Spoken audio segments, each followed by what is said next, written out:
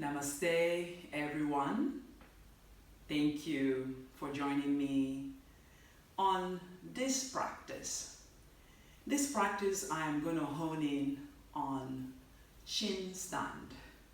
Shin, yes, you heard right.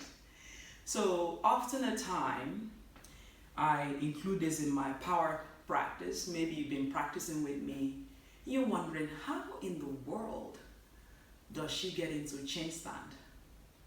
It's really a dynamics of the body, because when you make your chin come to the mat, it's not the chin lifting your weight. You're using your hand, you're lifting your way up. So in all these things that I teach, there are so many ways to teach it. So maybe the way I teach it, you can understand better. If not, there is many more tutorials. So I'll teach one way to kind of assist you to practice. And remember, Rome was not built in one day. So allow yourself to have fun, as always. Be like a child. Don't take yourself seriously. If you haven't done chin stand ever, I guarantee you, you're not going to learn it in this video. But some of the techniques that you see here is going to help you to master the chin stand. So with practice, it will happen. So we start in hands and knees. Make sure you are warmed up. I have some block here to help me. So we're going to do a little bit of cat and cow. So inhale, look up. Exhale, push the mat away and round. Inhale, look up. Exhale, round. Inhale, look up. Exhale, round. One more time. Inhale, look up. Finding your breath. Exhale, round.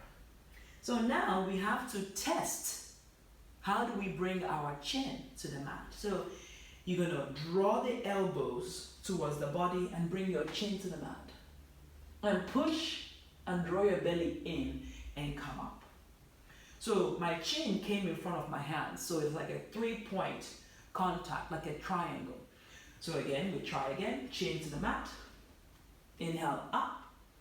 So chin to the mat. Inhale, up. Chin to the mat. Inhale, up.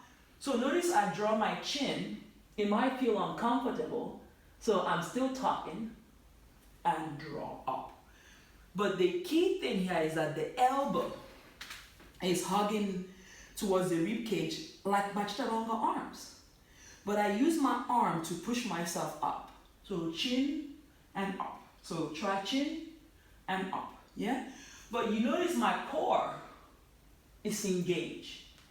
I don't draw forward and I lean back to my mouth, rather chin and up. So once I come up, the elbow is straight. So from here, my chin is going to descend to the mat. And I'm going to lift the right leg up and left leg up. I'm going to start to walk my leg in, my hip high.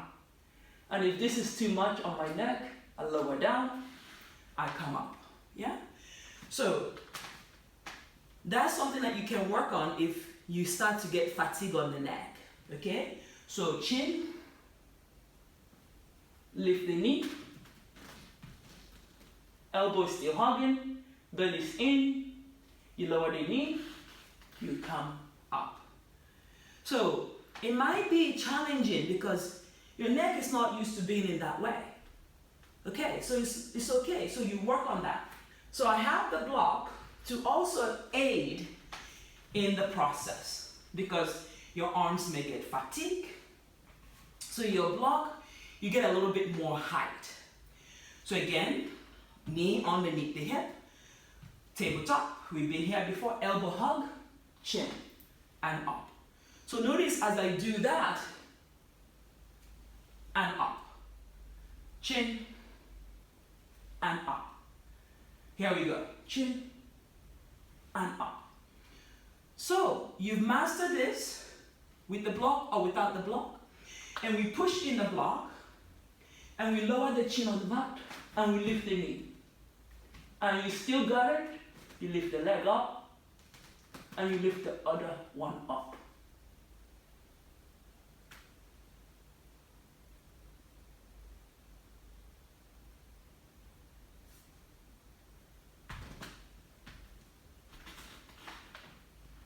Yeah. So that's one way to do the pose. That was chin stand. So without the hand, the same thing. I find that the block, for me, adds more weight on my hands. I like to feel the earth. All right, we try without the block. On the hands, chin, lift the knee. Then inhale, one leg up, the other follows.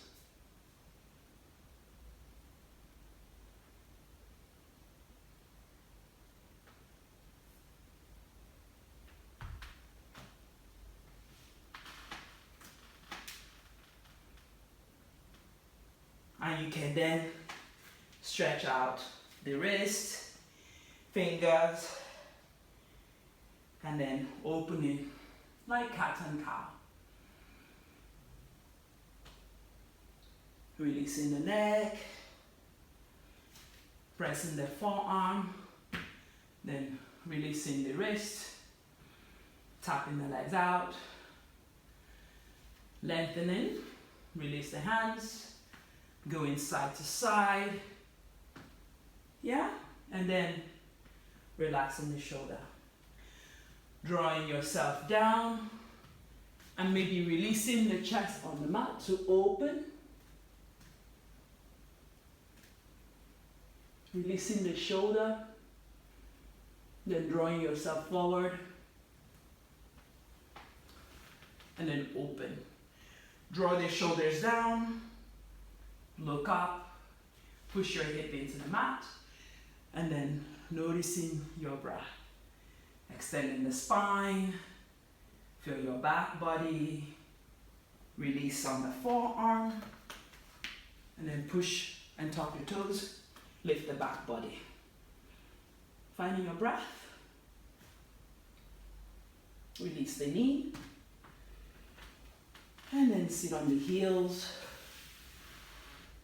Again, this is chin stand. My chin didn't break. I'm still smiling, and just enjoy.